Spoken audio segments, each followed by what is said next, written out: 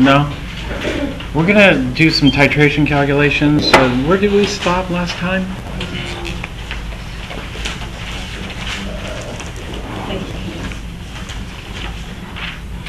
We just started making the graph of titration. Okay. Start. Well, the titration curve plots pH versus milliliters of titrant. In this case, the titrant will be sodium hydroxide. Did I set up a problem? 0.100 molar acetic acid? No? Not 0.100, but we go to 200. 0.200 molar Yeah. acetic acid? 0.200 of sodium hydroxide. Sodium hydroxide. I guess let's start it again. Yeah, let's start another one. All right. This will be milliliters of titrant. In this titration, we're going to put the acid in here. We'll just put 10.0 milliliters of acetic acid.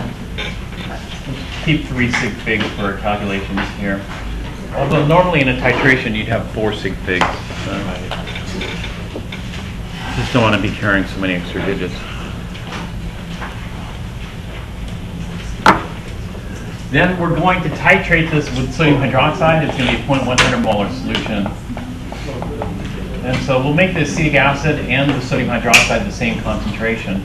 If we make it the same concentration, it makes the calculations a little bit easier, because we can predict certain things. So at the start of the titration, we just have acetic acid only. And so typically we just do a Ka calculation here. And so it's just the, what is the pH of a 0.100 molar acetic acid solution? This is chapter 16 style calculation. Do you think we'd have to worry about Kw contributing much hydronium? No. So we'll just do a Ka. And then the reaction here is we're taking acetic acid and reacting with sodium hydroxide. What do we form?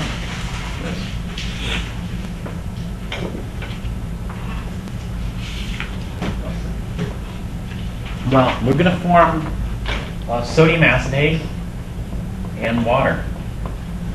What is K for this reaction here? Very, very large. Very, very large. And so what we do is we add a little bit of sodium hydroxide, but that's not going to neutralize all the acid just yet.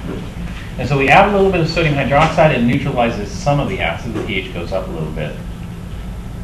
We neutralize more with more acid until we've neutralized all of the acid. When we've neutralized all of the acid, we call that the equivalence point.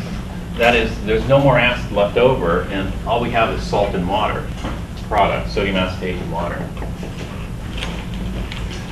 And so a Ka calculation is done here. Over here, what kind of calculation do we need to figure out the pH of a sodium acetate and water solution? A Kb. So we do the Kb for sodium acetate. Do we have to worry about Kw contributing much hydroxide to this? Do you think? No. And so here, this is what we call the equivalence point. The equivalence point is when we neutralize. Well, how much sodium hydroxide will it take to neutralize this much acid? Well, I picked the numbers so it's easy to calculate. We can calculate in our head. If we have 10 milliliters of 0.100, then we're going to need 10 milliliters of 0.100 to equal that. And that's the equivalence point. So this is going to be at 10.0 milliliters. We'll hit the equivalence point. We just do a Kb. Only a Kb calculation is enough to figure out the pH there. And so this is a chapter 16. This is a chapter 16 at the beginning and the end of this particular titration. But in between here, what we have is we have partially neutralized acid. When we neutralize that acid, it forms sodium acetate base. And so this region we call the acetic acid and sodium acetate buffer region.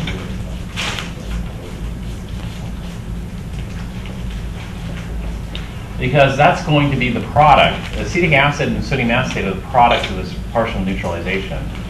Actually, sodium acetate is the product. Acetic acid is just left over, unreacted acid.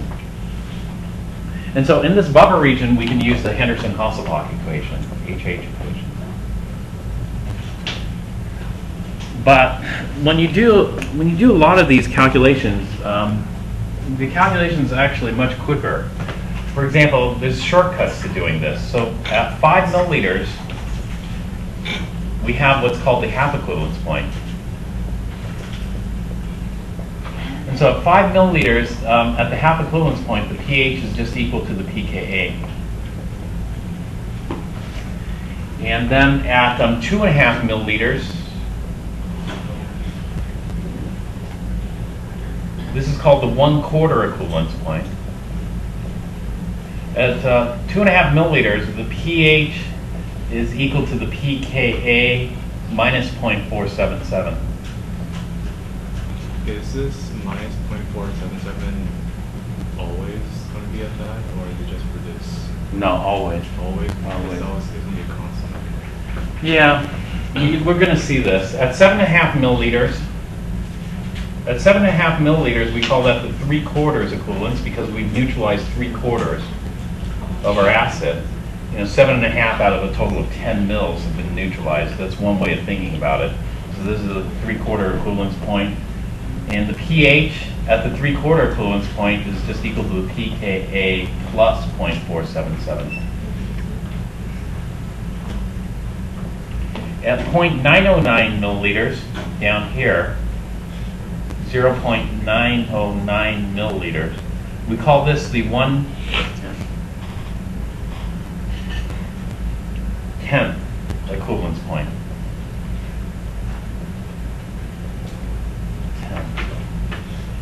No, actually, we don't call it the 1/10th. 1/10th equivalence point would be at 1 milliliter, right? Do you know what we call this? We call this the 1/11th equivalence point. And so at 0.909 milliliters, the 1/11th equivalence point, the pH is equal to the pKa plus 1.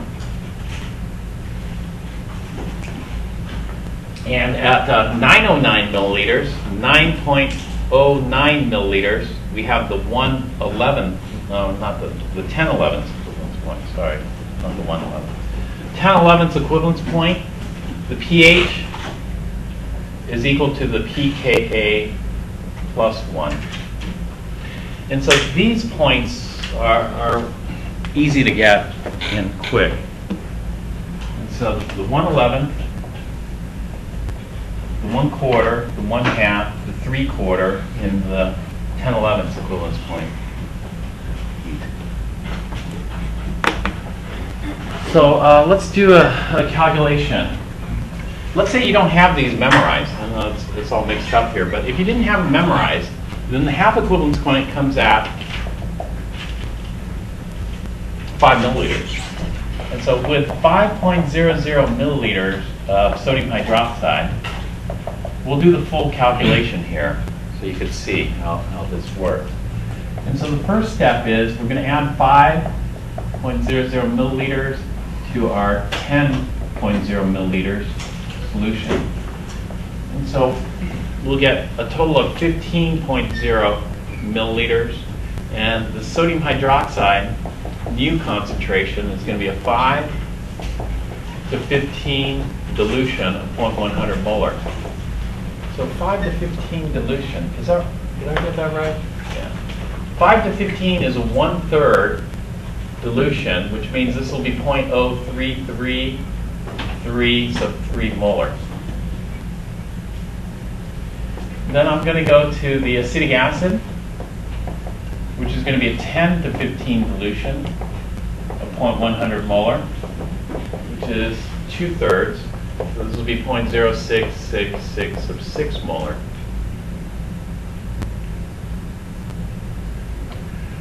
All right, then what I do is I just take the strongest acid present, which will be acetic acid, plus the strongest base present, sodium hydroxide, and react the two. When acetic acid and sodium hydroxide react, what form? Sodium acetate and water. And so the initial acetic acid is 0.0666 of 6 molar, 0.0333 of 3 molar for the sodium hydroxide, and 0. Ka for this is very, very large, and therefore it's going to be complete. The limiting reagent sodium hydroxide, so we're going to be left with 0.0333 of 3 molar acetic acid, 0 molar sodium hydroxide, 0.0333 of 3 molar sodium acetate. When we look at what's left over, this is an HH buffer. And so this is why we call it the buffer region, because what's left over is a buffer. And we can determine the pH of the buffer quite rapidly.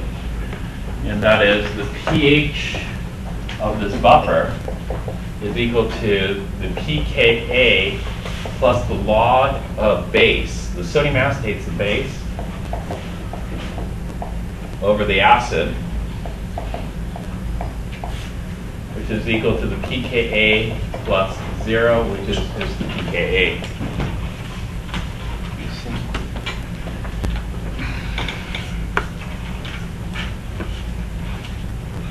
And this is always true, because what happens at the half equivalence point is if we've neutralized half of our acid, that means we're going to have half of it remaining, and the other half is converted into conjugate base. And therefore, we're going to have a 1-to-1 ratio of acid to base at the half equivalence point, always. And therefore, the pH is equal to pKa.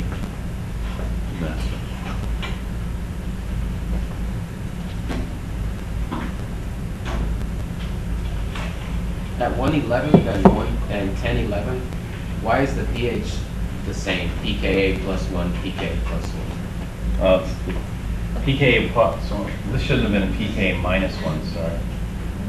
pKa minus 1. So let's do some shortcut calculations. So we could do all our calculations a long way like that, with solution. But in this next one, let's look at a shortcut calculation. That is, the 1/11th equivalence point. If we go to 1/11th, we've only neutralized 1/11th of our 10.0 milliliters total. We have to neutralize all 10 milliliters. We neutralize 1/11th of that. 1/11th of 10.0 milliliters is 0.909 milliliters. And so that's where I got the 0.909 milliliters from. So 1/11th of the way to 10.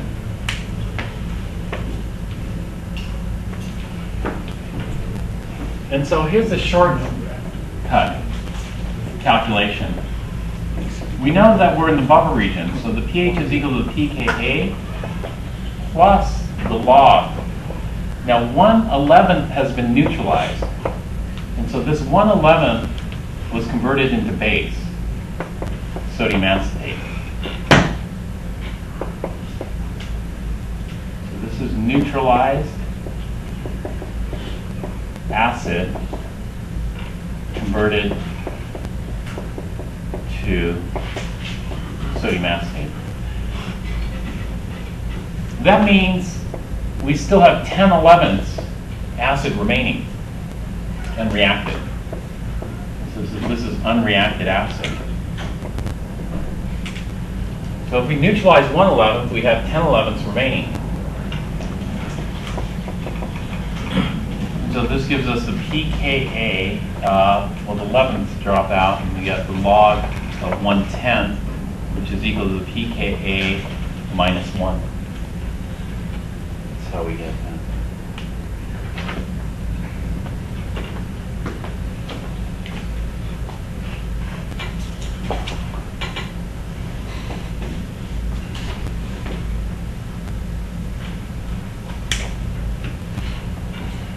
All right, let's go to the next one, the 1/4 equivalence point. At the 1/4 equivalence point, we have 1/4 base and 3/4 acid, unreacted. In other words, we've neutralized 1/4 of the acid. And therefore, the pH is equal to pKa plus the log of 1/4 part base, 3/4 part acid. In other words, it's the pKa plus log of 1/3.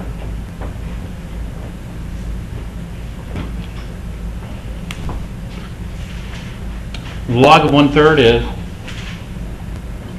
negative 0.477. And so this is how I get the pKa minus 0.477.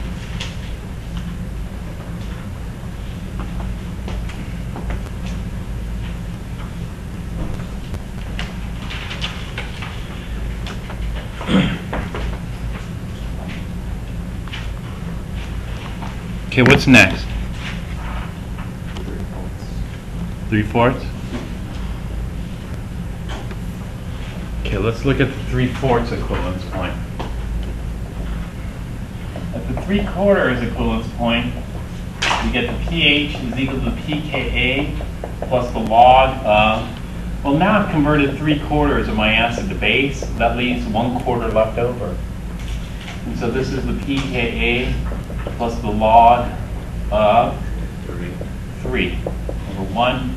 3 over 1 is going to just be pKa plus 0.477. And then the last one is the 10/11. At the 10/11, the pH is equal to the pKa plus the log of, now I've neutralized 10/11 of the acid, and I only have 1/11 remaining. And so the 11ths drop out. This is just equal to the pKa of plus the log of 10, which is just pKa plus 1. You see, these points in the buffer region are rapid, easy to calculate. Now, typical buffer range, what is the buffer range? The buffer range is pKa plus or minus 1. That's the range for an effective buffer because you don't want to go beyond a 10:1 or 1:10 ratio, right? But for the Henderson-Hasselbalch equation, we could use that beyond here. So if we go pKa plus 2, is it still okay to use the Henderson-Hasselbalch equation? No.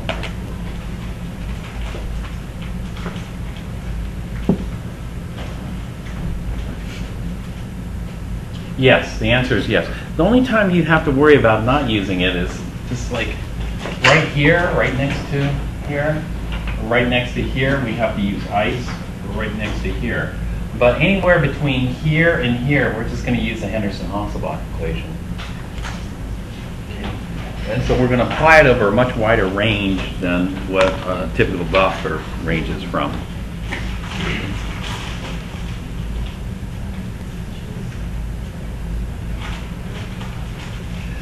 All right, now,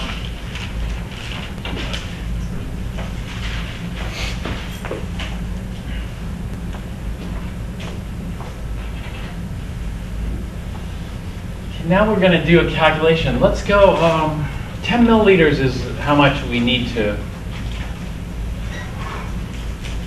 neutralize the acid.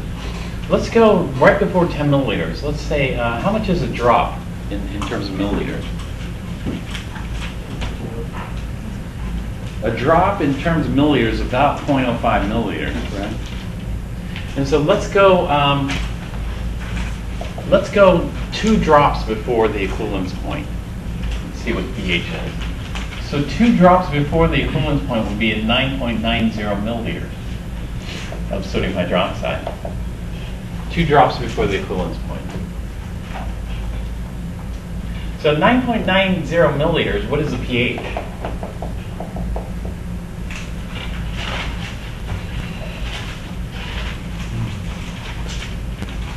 Why don't you try this? See.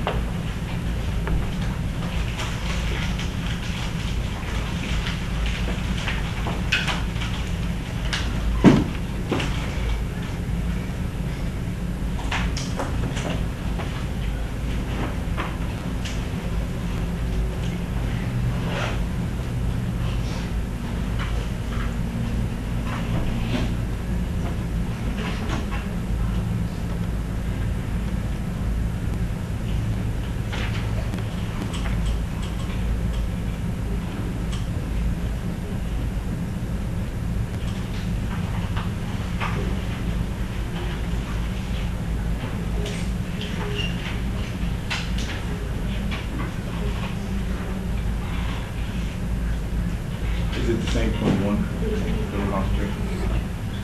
Well, pH is going to equal, we're in this buffer region, so it'll equal the pKa plus the log of what? What do we put down for our ratio?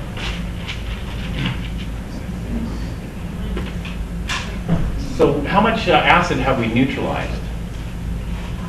We've neutralized 9.90 parts out of a total of how many? 10. And so if we neutralize 9.90 out of 10, then that's converted into base. How much acid remains unreacted? 2 drops, which would be 0.10 out of 10, remain unreacted. And so what we get here is it's going to be the pKa plus the log of 9.90 over 0.10, which is equal to the pKa plus 1.99. 1.99. Give me one more digit. 5. 1.995. So yeah, then it's going to jump up about 2 drops before the equivalence point.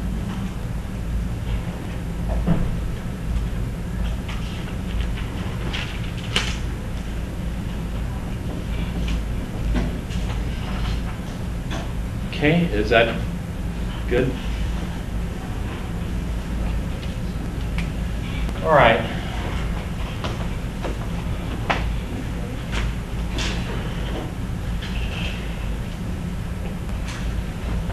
The pKa is 4.74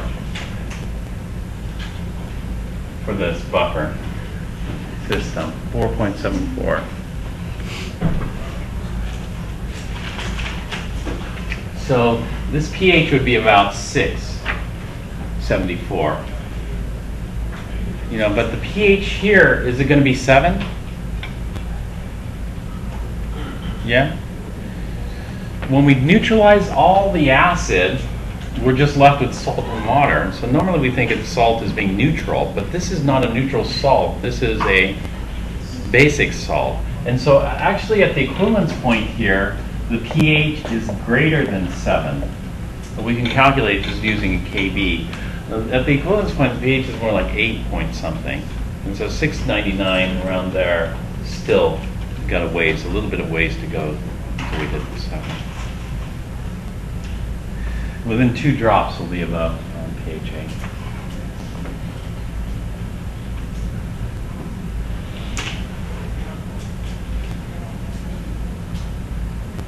All right, then once we hit the equivalence point, then we can go beyond the equivalence point.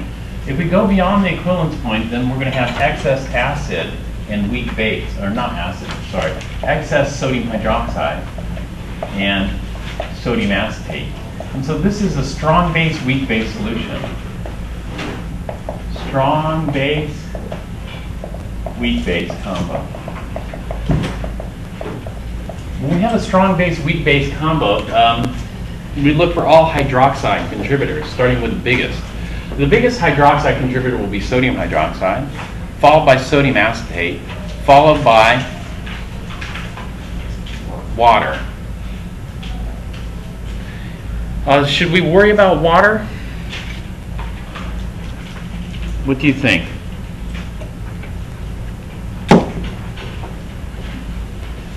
Probably not. I mean, we got a strong base there. Maybe we should do a calculation. Should we do a calculation? Or do you think? This is like his chapter 16 calculation. Chapter 16 would be, first we do the strong base, and then we do the weak base, and then we do water, and then see, you know, what the total hydroxide is. Calculate the POH and then the pH. Should we do this, KB?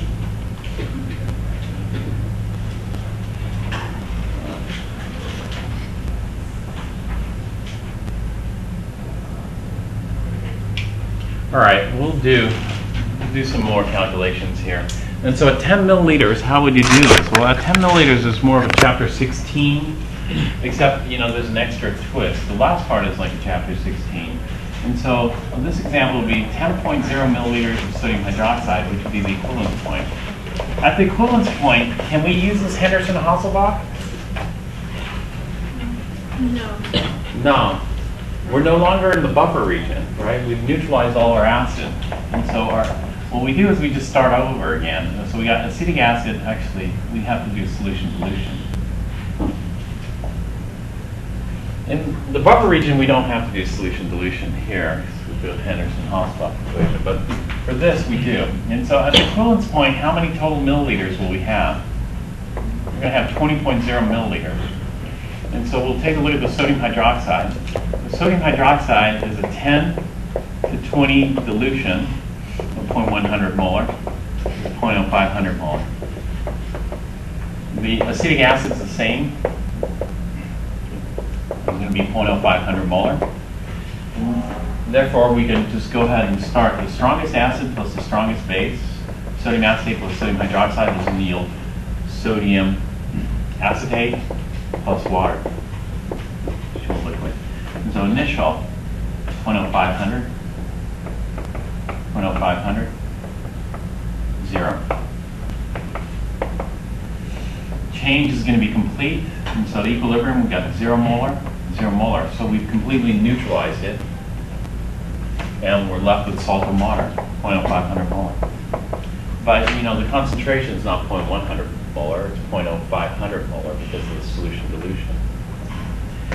And so we look at it, what's the strongest acid present now? Water. What's the strongest base present? Acetate.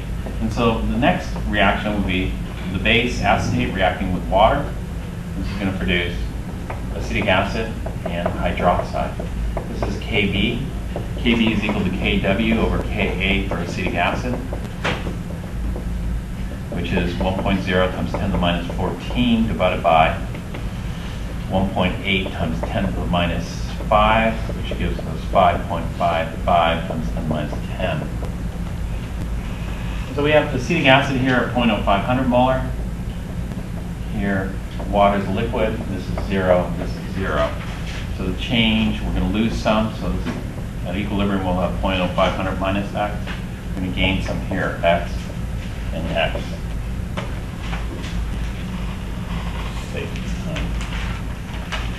So Kb is going to equal x squared over 0.0500 minus x.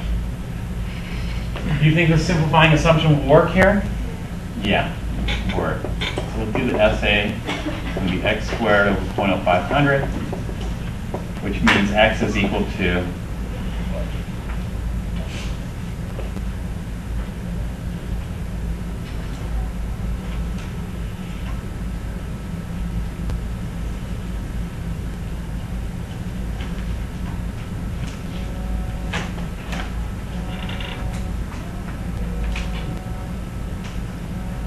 5.26 times 10 to the negative 6.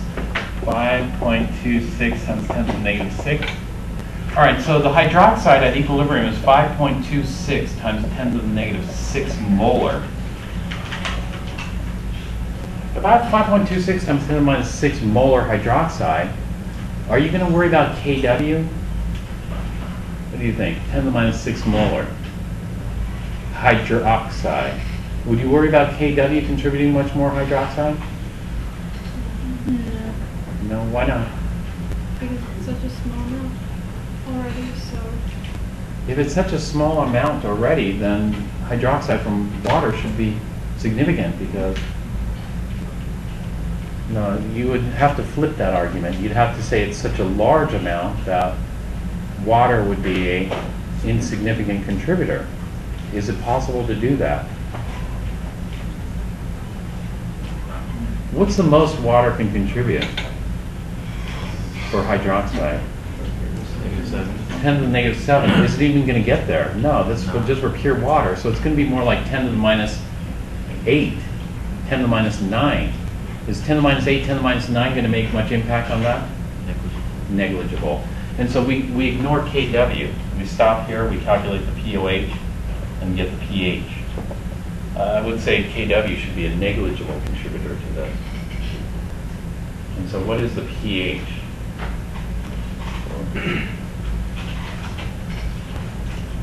The equivalence point.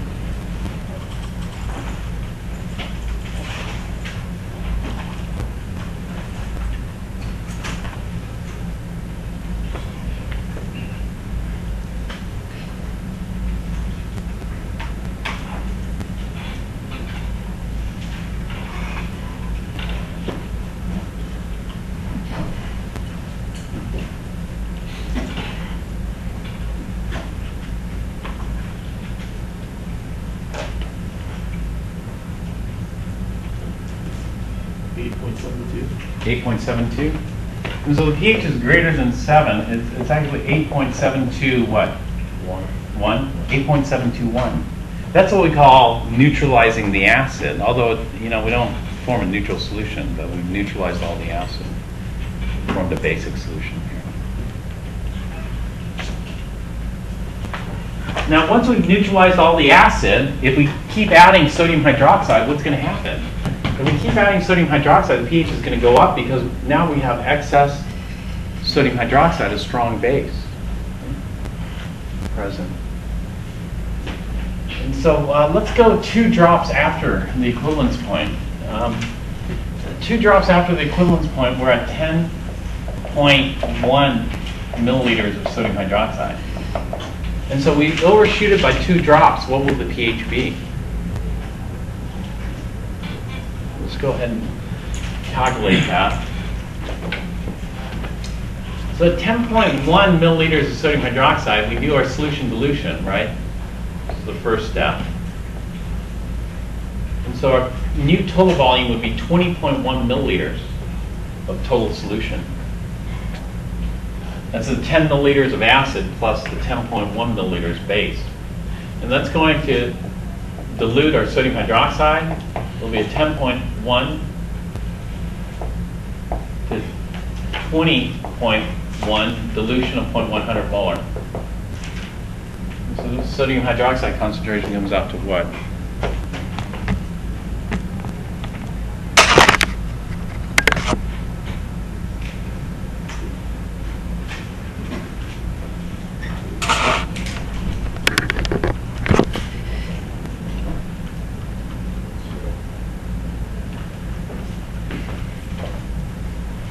Zero point 0.05 02 1 4 0 2 50 24.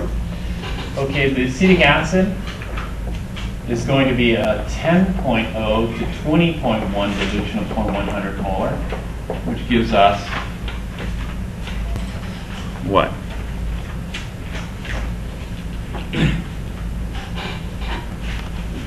0.04965. 0.04965. 75. 04975 molar. Okay, so we do the same thing, take the strongest acid. In fact, all these calculations, even these ones in the buffer region, I can do the same way. You just take the strongest acid, the acetic acid, and the strongest base. Sodium hydroxide in this case. Strongest acid, strongest base. Sodium acetate plus water. It just so happens in the buffer region, in the buffer region we're left with acetic acid and sodium acetate. In the buffer region, if we're left with acetic acid and sodium acetate, the strongest acid is acetic acid, the strongest base is sodium acetate. So acetic acid plus sodium acetate just yields sodium acetate and acetic acid, so there's no change. It just yields the same thing. Outside the buffer region, we aren't left with that. So let's take a look. It's going to be 0.04975 molar, 0.05024 molar, 0 molar. And so the change is going to be complete. The limiting reagent here is going to be the acetic acid. So we're going to go down to 0 molar acetic acid, and we'll have 0.04975 molar. And so what is that amount to here? So 14 from 5 is 9. 11 is 4.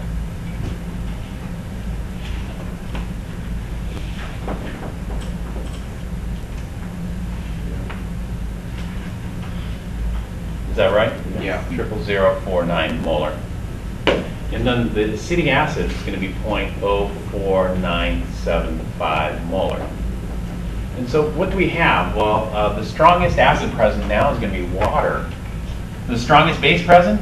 Sodium hydroxide. And so what is it? When you have base plus water, that's called Kb, right? And then, so we get hydroxide from sodium hydroxide. And what are the other hydroxide contributors in this mixture? Sodium acetate. So we're going to get some hydroxide from sodium acetate, and we're going to get hydroxide from water, Kw. Now comes the question, can we ignore water? What do you think? Probably. Water is going to be a minor contributor. We've got a lot of hydroxide here. Right. What's the most hydroxide we're going to get from water? 10 to the minus 7, but that's in pure water. When we already have hydroxide, we're going to get less than that, which is 10 to the minus 8. 10 to the minus 8, 10 to the minus 9. Is that going to make any impact on this? No. So we would probably ignore water. But what about acetate? Should we ignore the acetate? Well, when we look at the sodium acetate is pretty concentrated here. And we don't have that much excess base. You know, up around here, we're going to have a lot of extra space. Let's say 5 milliliters pass. You know, at 15 milliliters, we're going to have a bunch of extra sodium hydroxide that's going to dominate. But we only want 2 drops past the equivalence point here. At 2 drops past, maybe we, you know, you see, just a hair past the equivalence point, we just have a tiny bit of sodium hydroxide, and mostly sodium acetate. And so would we flip the thinking and say, you know, most of the hydroxide is going to come from sodium acetate, and very little from the sodium hydroxide? You know? Will we flip that thinking? Well, what do you think? Looking at this, should we figure out? Well, the sodium hydroxide for sure. You know, sodium hydroxide is a soluble salt that's going to yield sodium ions and hydroxide ions. And then if we do Kb, Kb would be hydroxide plus water. What does hydroxide plus water give us? Water and hydroxide. And so when we look at the soluble salt and strong base, then what you see is what you get, pretty much. Therefore, we're going to get 0.0049 molar hydroxide. Right? Now, the question is, should I worry about the additional hydroxide I'm going to get from sodium acetate or not? What do you think? Yes or no? Well, if you're uncertain, do it. You know, if you can't tell right off, then calculate and see, and then we'll see, did we get much additional? Okay, so the additional contribution will come from acetate hydrolysis. We look at acetate and water, this is going to give us acetic acid and hydroxide. And so how much additional hydroxide are we going to get? Well, we know that Kb for this, we just calculated earlier, it's 5.5 times 10 to the minus 10. And so the acetate concentration is kind of big as compared to the hydroxide there. It's going to be 0.04975. 0.04975 molar. And the acetic acid is 0 molar. The hydroxide is 0.00029 molar. So will we get a significant amount of additional hydroxide from acetate hydrolysis? Well, let's go ahead and calculate it. Minus X molar, plus X molar, plus X molar. And so at equilibrium, I'm going to get 0.04975 minus X, and 0.00029 plus X. It's 4.9 for the hydroxide. 49, sorry. 0.049. Thanks. So Kb is going to equal the acetic acid, which is X, times the hydroxide, which is 0.00049, divided by, plus X, divided by 0.04975 minus x. What do you think? Well, we don't really have to think. We'll just try. The simplifying assumption, try that. This is going to equal x times 0.00049 divided by 0.04975.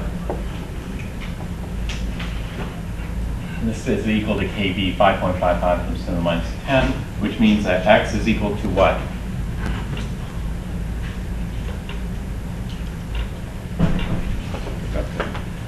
Move the camera over. 5.634 times 10 to the negative 8. Okay, 5.63 times 10 to the negative 8. And so did acetate contribute much additional hydroxide?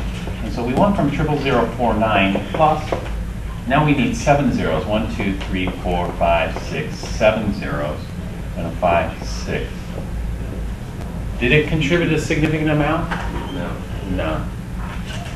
It's not really going to change. And so this says that even with a small amount of strong base relative to weak base, the strong base still dominates the pH. Now, if we have a large excess of strong base, that's for sure going to dominate. And therefore, I wouldn't even consider the Kb of acetate. I just look at the pH based on the sodium hydroxide. It's only when you get to a fraction of a drop, then we have to worry, because we have so little hydroxide from sodium hydroxide that we start to concern ourselves with the hydroxide from acetate. So it's the same pattern over and over again. You just look, how much do you have? Do you think the next step would contribute significantly? Here. And so just 2 drops after, what is the pH? Well, we can calculate. Do you want to do the next step, which is Kw? How much additional hydroxide do you think you can get from Kw? Even less. Even less. And so, what is the POH here? And what is pH?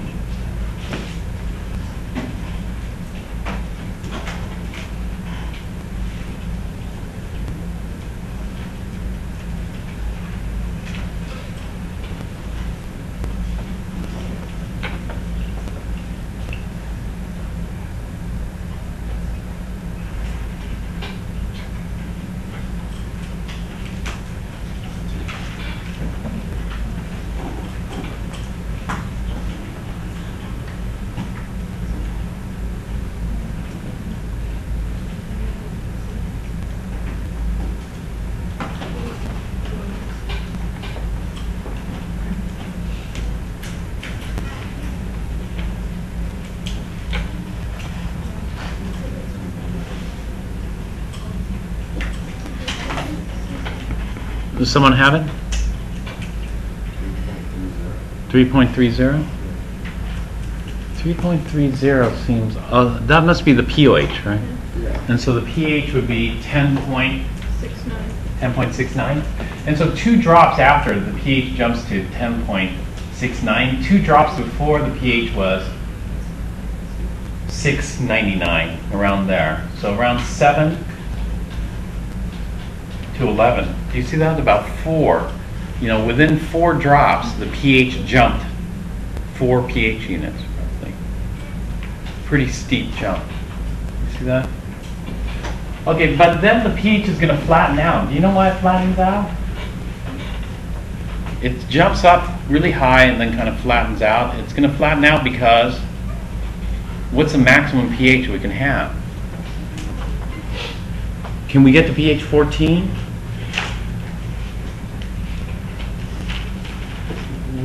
We can, because pure sodium hydroxide with the pH of pure 0.100 molar sodium hydroxide is pH 13. And so what's going to happen is this is going to approach pH 13, but it'll never hit pH 13. Why won't it hit pH 13? Because we've neutralized some of it, some of the base, because of the acid, and we're doing a solution dilution. And so the pH will never hit. It'll get close if we have an infinite amount of sodium hydroxide.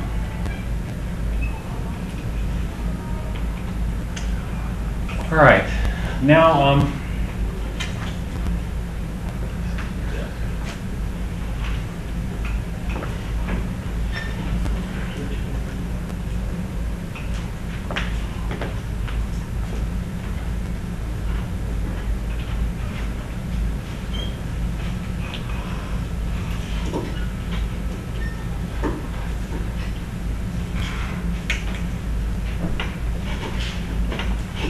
now let's do another, let's do the triprotic acid, phosphoric acid. Put that in the flask here. So we're going to put 10.0 milliliters of H3PO4. And we're going to titrate this with 0.100 molar. This is going to be 0.100 molar. We'll keep the concentrations the same to make our calculations simple. Again, we're going to generate a titration curve like this, but this one is going to have more features to it, more structure. And so it's going to look like this. Initially, we just have phosphoric acid, 0.100 molar. So if we are interested in the pH of 0.100 molar phosphoric acid, what do we need to do? Ka1? Yes, right? What about Ka2? Would you do Ka2 to figure out the pH of phosphoric acid, 0.100 molar? No. And so this is pretty much, we'll do Ka1 and assume Ka2, Ka3, and Kw are negligible. Right? And so we should be able to get this with a calculation. Now, when we neutralize phosphoric acid, as we're adding sodium hydroxide, it's always the base is going to attack the strongest acid present. And so what that means is this. We have to completely neutralize H3PO4 before we start to attack the second proton. This is a triprotic acid. And so in other words, this. We don't form a mixture of things. Since it's a triprotic acid, you might think, well, I'll neutralize all 3 protons on this phosphoric acid molecule, but neutralize only the first one over here because I don't have enough sodium hydroxide. Does it work like that? No. No. It's always going to be the strongest acid with the strongest base, and this is going to produce the dihydrogen phosphate. So we're only going to neutralize just the first proton on this, form the salt in water. Okay, when we neutralize the first proton on that, how many mils of sodium hydroxide will that take? Well, I picked some easy numbers here. So it's 10 mils. It's going to require 10 mils of base because of the same concentration. And so at 10 milliliters, I've neutralized all the phosphoric acid. Now I'm left with dihydrogen phosphate. In other words, I hit what we call the first equivalence point. At the first equivalence point, I just have salt and water. That is sodium dihydrogen phosphate and water. Salt and water. Before I hit the first equivalence point, I have what? Well, before I hit the first equivalence point, I haven't neutralized all my acid. I just partially neutralized it. So that means that there's excess acid and some product. And we call this the phosphoric acid and sodium dihydrogen phosphate buffer region. And so you should know, what is the pH of 5 milliliters?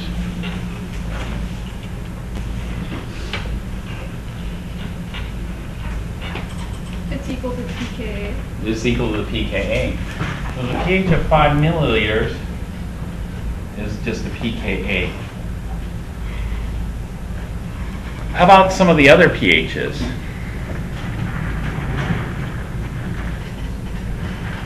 You tell me. Give me some numbers here.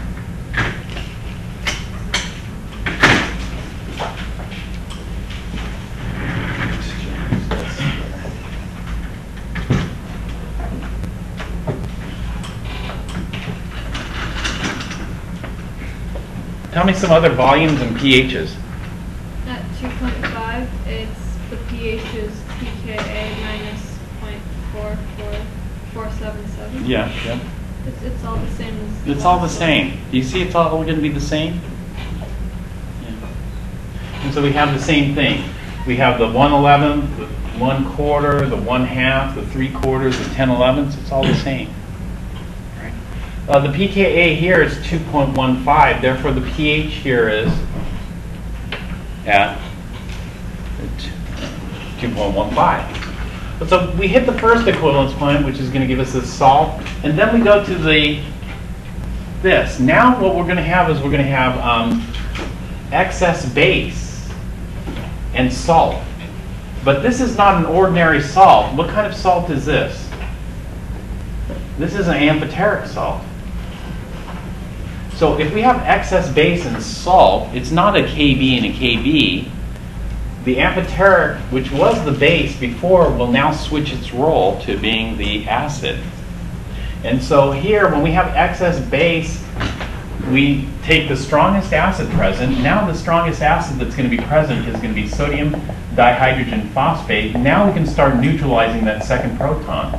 We start neutralizing that second proton, we're going to form the monohydrogen phosphate and water. Like this. So by 20 milliliters, we should have neutralized the second proton. So that gives us the second equivalence point. At the second equivalence point, we've neutralized all our acid and are just left with salt, which is sodium monohydrogen phosphate, and water, H2O, liquid. But if we only partially neutralize it, then what we're going to be left over with is unreacted acid, H2PO4, NaH2PO4, and conjugate base, which is the product, Na2HPO4. In other words, we have buffer system 2. And so we call this buffer 1, this is buffer 2. Now give me some volumes here and some pHs for buffer 2.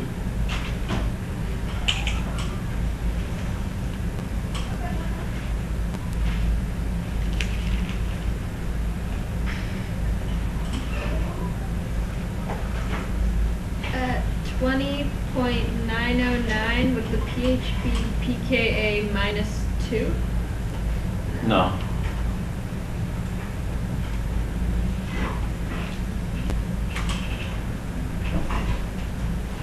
Give me some volumes here and some pHs.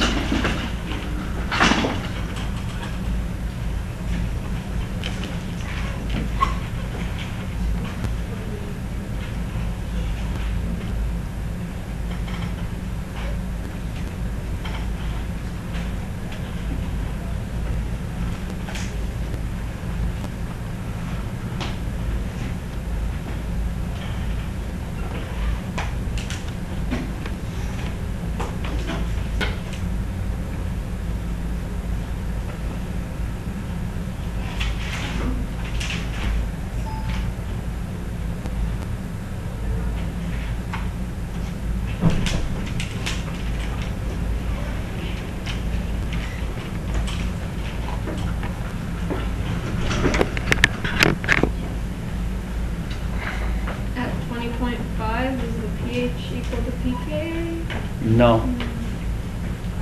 All right, not at 20.5. Keep trying. Maybe. Okay, how about, 30, at 30.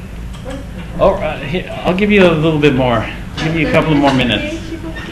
No, not at 30. 27.5. Well, fill them all out.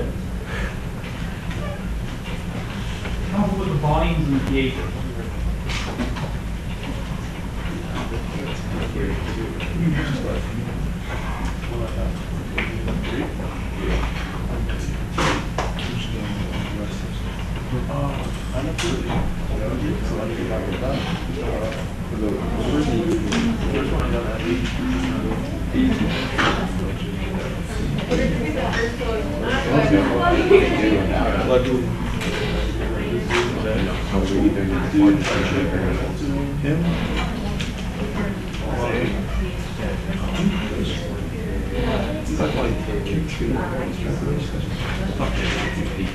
Really? Yeah, but like, what? the thing is like, You take one side of the project. I could have taken it out without cosmetology. cosmetology. I mean, astrology. What is that? Astrology. But no, I wonder if they stay with him. First of all, I hate everyone. But then, like, he moves so fast, like, he erases it. I don't take it on Facebook because I'm just like, fuck it. One of those, like, take it online or something, or go watch the election. That's the second was the mic. Yeah.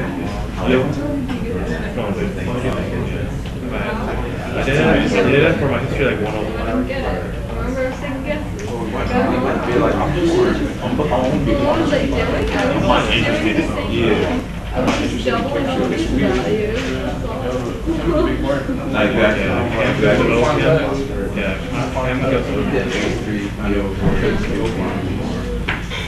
Okay, did you get it? Is 15 milliliter? Is it pH equals pKa? Yes. At 15 milliliters, the pH is going to equal pKa. This isn't our, sorry. At 15, why 15? Because the first equivalence point took 10 milliliters. And so this is the right amount of base. The second equivalence point is going to take the same amount, another 10 milliliters. And so half of that second will be 5 milliliters. And then we aren't starting at 0, we're starting at 10. So 10 to 15, that's halfway to 20. And so the pH is equal to pKa, but the pKa is different now, right? Because this is, the pH is going to equal what we call pKa2, or it's equal to the pKa of this acid, which is H2PO4 minus. And what are the other volumes? You know, 1/11th is going to come at 10, right? 10.909. That's going to be pKa minus 1. Up here at 19.9. No, 19.09, sorry. 19.09, we're going to have pKa plus 1, etc. And so we can fill it out that way.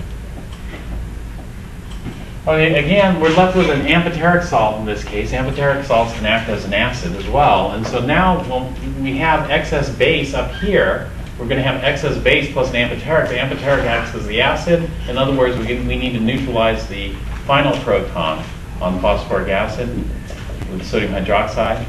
This is going to produce sodium phosphate and water, H2O liquid.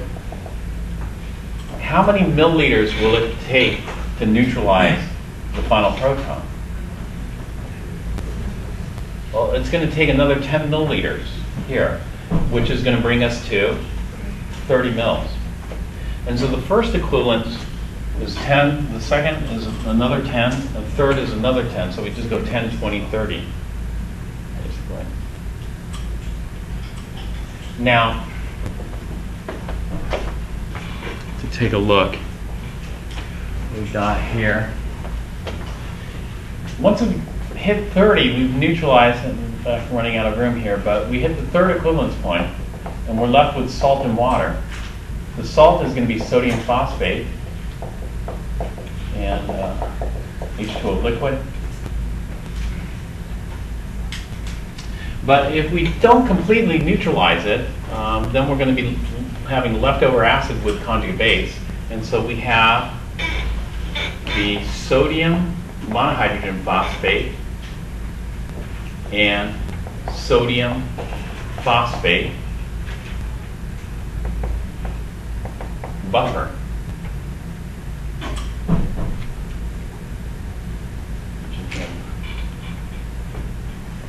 And so it's the same kind of thing. At 25 milliliters, what's the pH? You should be able to tell me immediately. At 25 milliliters, the pH is pKa3. In other words, the pH is equal to the pKa for monohydrogen phosphate The pKa for dihydrogen phosphate is 7.20. The pKa for monohydrogen is 12.38. Then we have the 1/4, 1/4 would be 22.5, 3/4 would be 27.5. What would the 1/11th be at? 20.909. And the 10/11th would be at 29.9. Sorry. This is not 09. This should be 9.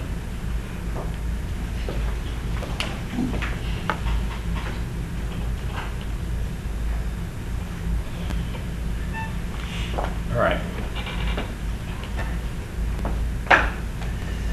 Next, what? Oh yeah. Next, if we go past this, then we have excess base. But is this an amphoteric salt? No. You know what this is? This is a tribasic salt. With a tribasic salt, what do we have? We have KB1, KB2, KB3, and KW. If we just want the pH, which one do you think we need? This is probably just KB1 to do it. Tribasic salt. And then we can go past this. If we go past this, then we're going to have excess sodium hydroxide, strong base, plus sodium phosphate, weak base. And so we have strong base, weak base combo. The pH is going to be dominated by the sodium hydroxide, the strong base. So let's do a calculation here. Let's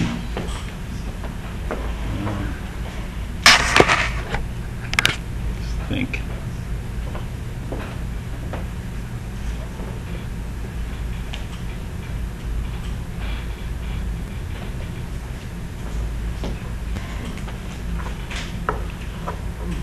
So where do you want to go as far as milliliters? 30? You want to hit that equivalence point or go past it? Or before?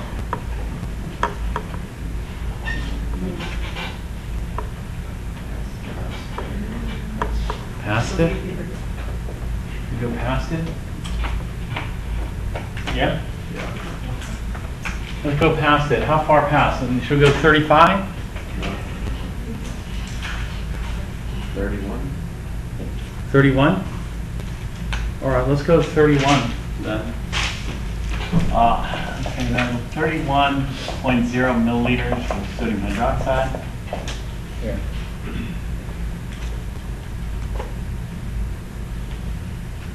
Let's go ahead and calculate the pH here.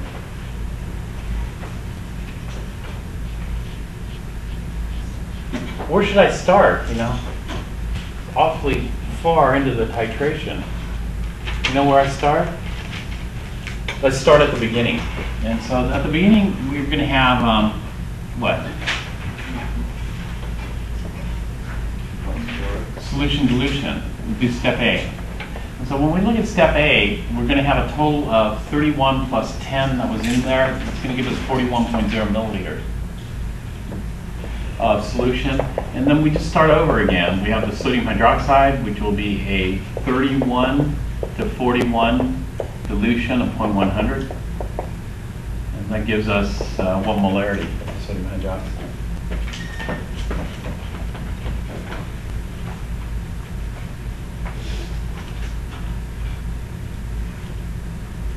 .0756. 0.0756.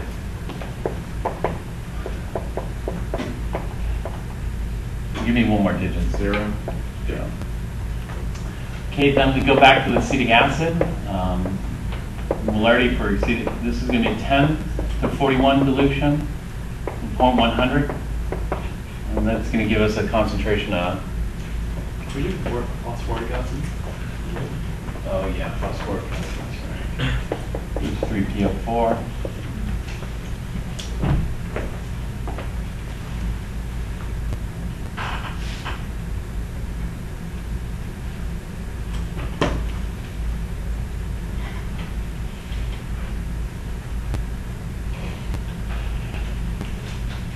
.0243. Right? 0.04 2439. 2439. 2439 molar.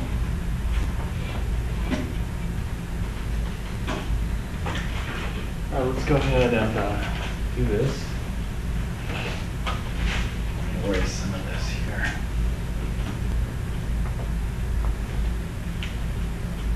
So we'll take the strongest acid, H3PO4, plus the strongest base, sodium hydroxide, and react it. And so we're going to have 0.02439 molar, 0.07560 molar, and for the sodium dihydrogen phosphate, we're going to have 0, and for the water we'll have nothing. Okay, the change will be complete. So the limiting reagent's acids. It's going to go to 0 molar here, 0.02439 molar here. That's going to give us 1, 5, 2, 1, 3. 0.03121 molar. Is that right? And then 0.04339 molar here.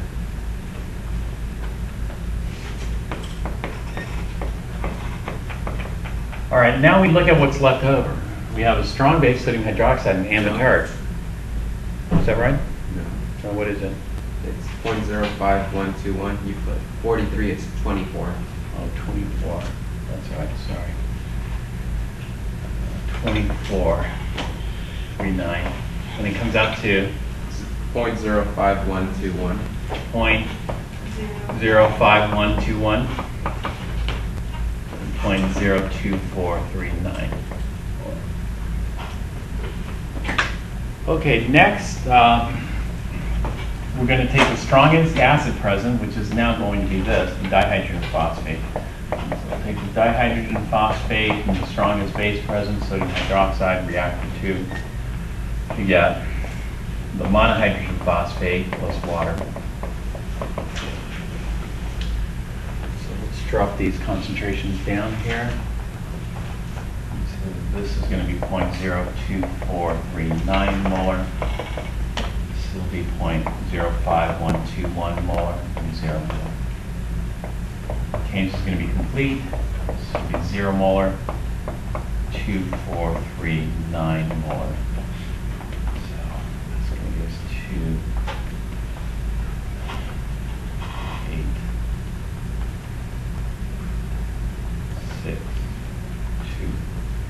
0.02682 Yes. molar, and then this should be 0.02439 molar.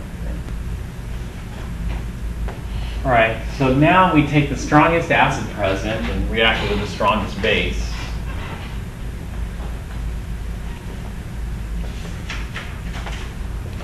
And so what is the strongest acid? Na2HCl4.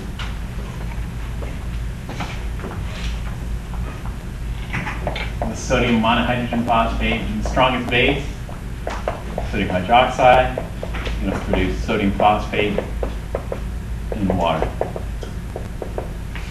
And so the monohydrogen phosphate, excuse me, is 0.02439. Sodium hydroxide is 0.02682. This is 0 here. So the change is going to be complete. We're going to go down to 0 molar monohydrogen, 0.02439.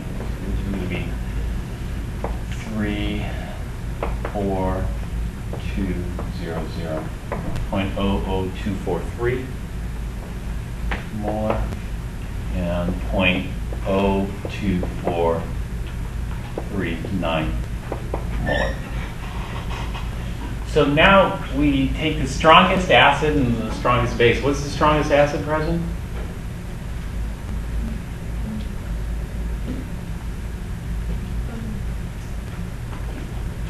Water. And the strongest base? Anyway, and so what we see is what we get here. So we're going to get 0.0243 molar hydroxide.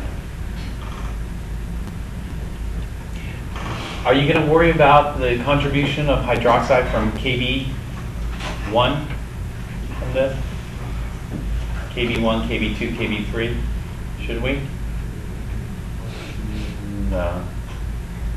Or do you want to do the calculation? What do you think? Well, phosphate's a much stronger base. So we could at least look at KB1, maybe. Should we just consider KB1? Yeah. All right. So the hydroxide's the strongest. The hydroxide's going to be 0.00243. Now, let's take a look at KB1 and see. Well, KB1 for phosphate yield some more. And so we're going to get monohydrogen phosphate plus hydroxide, more hydroxide. KB1 is equal to Kw over Ka for what acid? It's going to be monohydrogen phosphate. Well, what's the Ka for monohydrogen phosphate? Does somebody have it in their book? Well, if we have the pKa, then we can figure out what the Ka is. Do you know how to go from the pKa to the Ka? Yeah. Let's take the answer. It's going to be 10 to the minus 12, the negative, 10 to the minus pH, 10 to the minus 12.38, which is equal to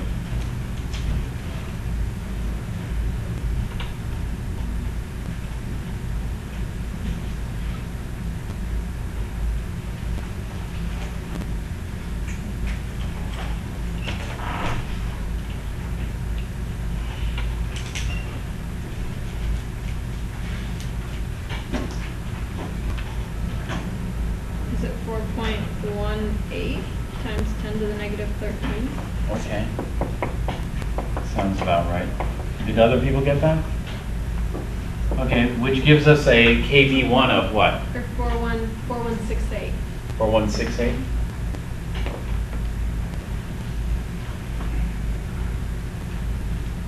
Is that what other people got?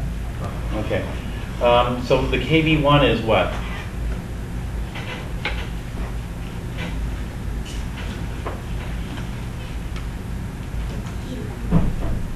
Point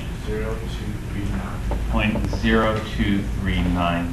So this KB is kind of big, you know, and so we might have to worry about it. What do you think? Remember, phosphate's borderline strong base, so let's go ahead and calculate and see what happens with KB1. So the phosphate concentration is 0.02439 molar. Monohydrogen's at 0. Hydroxide is at 0.00243 molar. And so the change, and so at equilibrium we get 0.02439 minus X molar. This is going to be X molar. This is going to be 0.00243 plus X. 2439 plus X. Oops, did I get that mixed up? No, 243. That's right.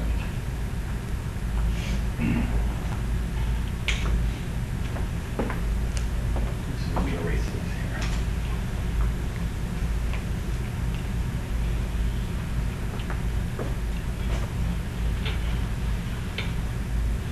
So, KB is equal to this X times 0.00243 plus X divided by 0.02439 minus X. We'll just use the SA for this. This is going to be X times 0.00243 divided by 0.02439. And X is equal to what?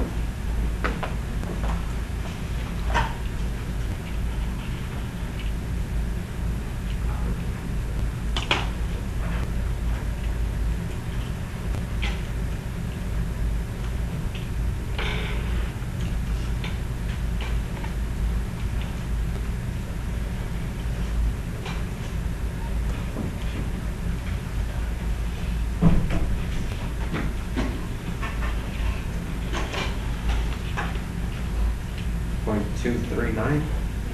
0.239. This is equal to, oh yeah, 0.239. 0.239. Did the simplifying assumption work? No. So unfortunately, we have to do the quadratic. It's failed. So let's go ahead and do that. It's because the KB is kind of big here. Normally we wouldn't, right? If this were acetic acid, do we really have to worry about acetic acid contributing much? No. The acetic acid had a KB of 10 to the minus 5. This is KB significantly bigger than that. So unfortunately, it's looking like the quadratic is required here. So we're going to go with this. It's going to be x squared plus 0.00243x is equal to minus 0.0239x plus, what's 239 times 2439? 5.82659 times 10 to the negative 4. 5.826 9 9? times. Okay, it was a little bit of the decimal point. And so we're going to add that to both sides, so we'll get x squared plus 0.0, so that's going to be 2, 9 and 3, 12, 7, 272? No, I must have mixed that up. Actually, over here.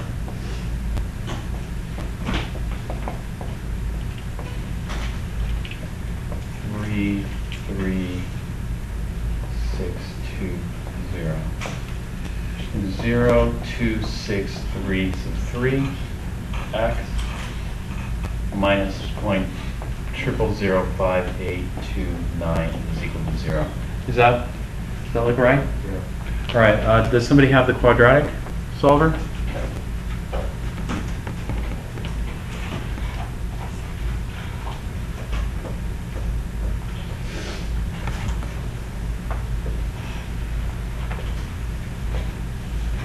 X equals 0.01433. X equals 0.01433. All right. So this seems to have contributed quite a lot of hydroxide, hasn't it? Yeah. And so this is 0.00243 plus 0.0143. In fact, a significant amount. This definitely changes. Is that going to perturb the previous step? Yeah. Really? No, because the previous step was hydroxide. It was a complete strong base. So this is significant contribution. And so this is going to be 0.01673 molar. Well, if KB1 does it, maybe KB2. What do you think KB2? Would it? No, because KB2 is going to be about 3, 4, 5 orders of magnitude. 5 orders of magnitude smaller. So would we worry about KB2? No. So we'll stop here. If we stop here, what is the pH? Equal to?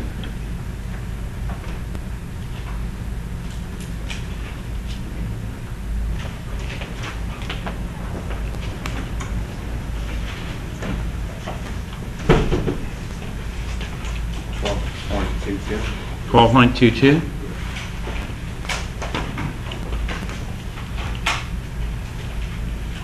pH is 12.22.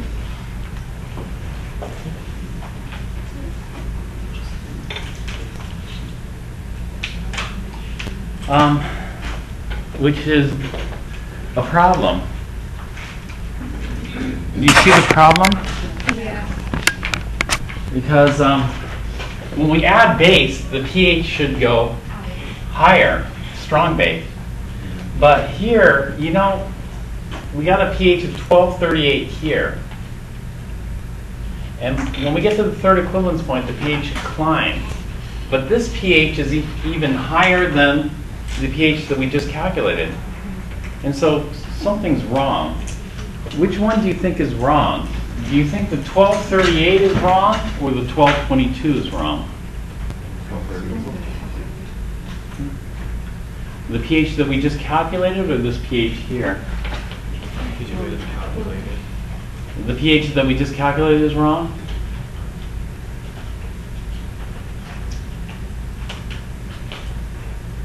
Should we have gone to KB2? Would that have helped?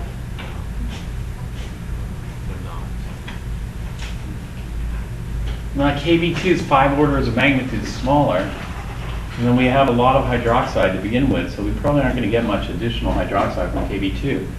And so the problem is with this. This is the wrong one.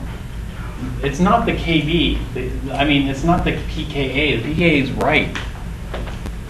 But what happens is, because of dilution,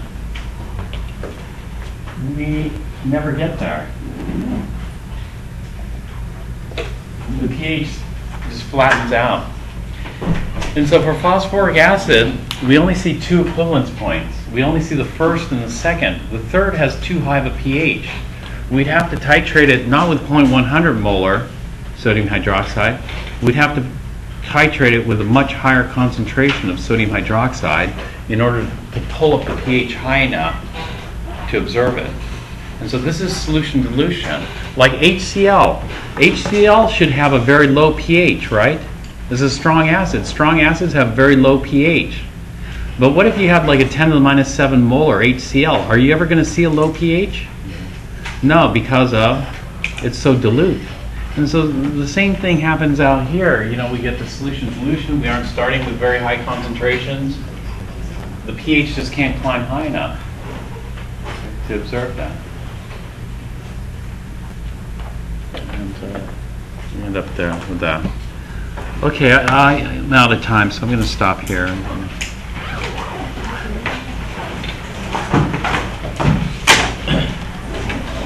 Are we following the lab schedule for tomorrow? Yeah.